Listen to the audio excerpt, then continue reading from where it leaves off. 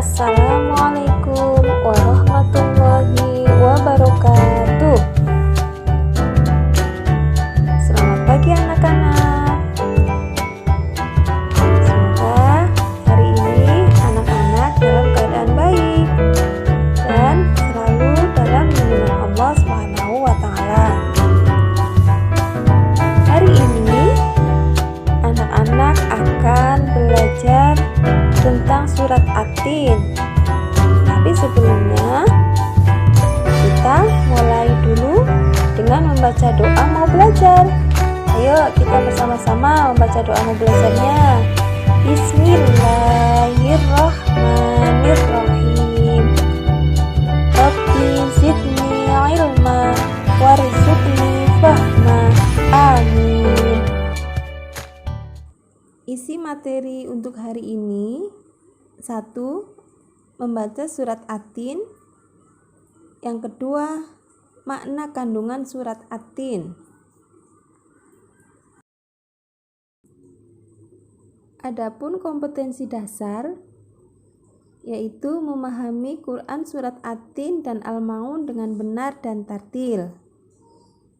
Tujuan dari pembelajaran ini, siswa dapat mengetahui makna surat At-Tin dengan benar. Sebelum kita membaca surat At-Tin, akan sedikit Bu Guru terangkan tentang surat At-Tin. Surat At-Tin termasuk dalam kelompok surat Makkiyah, yaitu surat yang diwahyukan Allah sebelum Nabi Muhammad SAW hijrah. Surat At-Tin terletak pada juz 30 dan merupakan surat yang ke-95. Surat ini terdiri atas 8 ayat. Sebelum membacanya, yuk terlebih dahulu kita membaca ta'awudz dan basmalah dulu. A'udzu billahi minasyaitonir rajim. Bismillahirrahmanirrahim. Wattini waszaitun wa turi sinin wa hadzal baladil amin. Laqad khalaqnal insana fi ahsani taqwim. Summa radadnahu asfala safilin. Illal ladzina amanu wa 'amilus sholihati falahum ajrun ghairu mamnun. Fama yukadzibuka ba'du biddin. Alaisallahu biahkamil hakimin. Shadaqallahul azim. Selanjutnya, kita akan belajar tentang makna kandungan surat At-Tin. Surat At-Tin mengandung pesan yang sangat penting bagi manusia. Manusia adalah makhluk Allah yang paling sempurna bentuknya, dan Allah juga mengingatkan bahwa banyak manusia yang menjadi makhluk yang hina karena perilaku mereka yang tercela. Di ayat pertama menjelaskan Allah Subhanahu wa Ta'ala bersumpah dengan buah tin dan buah zaitun. Sumpah menunjukkan kesungguhan Allah di dalam memberikan peringatan kepada manusia. Ayat ini ditunjukkan kepada bangsa Arab waktu itu.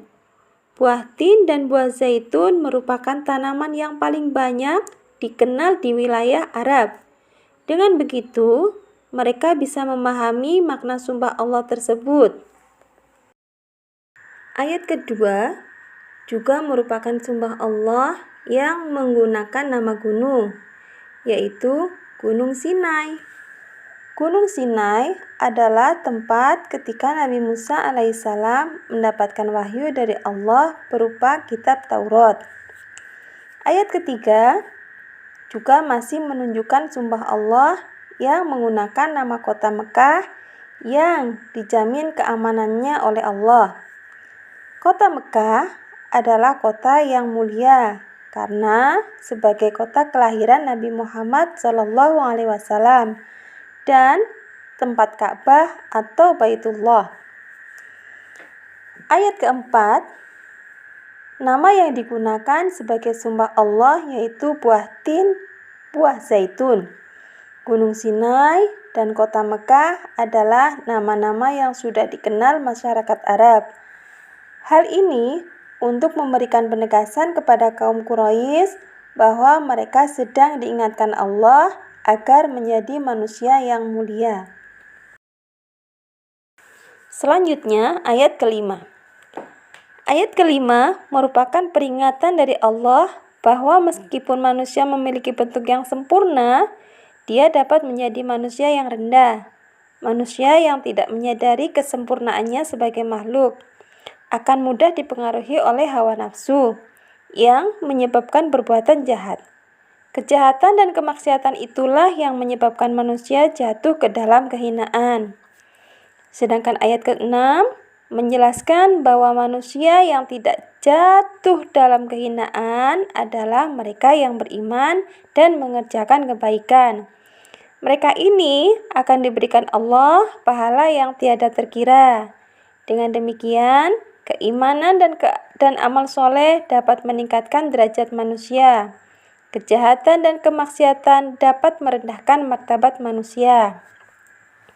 Sedangkan makna kandungan dari ayat ke-7 ditujukan kepada orang-orang yang tidak mau beriman dan mengerjakan kebaikan. Mengapa mereka tidak mempercayai hari pembalasan, padahal Allah sudah memberikan keterangan dan bukti yang jelas. Dan ayat yang terakhir yaitu ayat ke-8.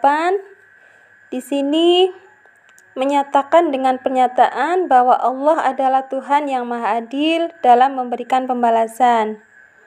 Orang-orang yang beriman kepada Allah dan memperbanyak amal kebaikan akan mendapat pahala yang banyak. Sebaliknya, orang-orang yang melakukan kemaksiatan dan kejahatan bagi mereka tempat yang hina baik di dunia maupun di akhirat. Nah, berdasarkan arti dari surat At-Tin di atas, kandungan makna dapat disimpulkan sebagai berikut. 1. Manusia adalah makhluk Allah yang paling sempurna. 2. Manusia dapat jatuh menjadi makhluk yang hina karena perbuatannya sendiri. 3. Allah memuliakan dan memberikan pahala berlipat ganda kepada orang-orang yang beriman dan mengerjakan amal soleh. 4. Orang-orang yang tidak mempercayai atau mendustakan Allah akan mendapatkan balasan pada hari kiamat. Demikian makna kandungan dari surat At-Tin. Semoga kita dapat mengambil pelajaran dari surat At-Tin ini. Beberapa hal yang perlu kita perhatikan ketika membaca surat At-Tin adalah sebagai berikut. 1. Terdapat bacaan qalqalah, yaitu ketika ada huruf qalqalah mendapatkan harokat sukun, cara membacanya harus dipantulkan. Perhatikan beberapa contoh di bawah ini. Summa rodadnahu laqad. Di sini penjelasannya huruf dal mendapat harokat sukun. Summa rodadnahu. Dan juga contoh yang lain taqwimin. Khalaqna. Huruf qalqalah berharokat sukun. Huruf qafnya di sini berharokat sukun. Yang kedua, tanda baca mad juga banyak terdapat dalam surat At-Tin.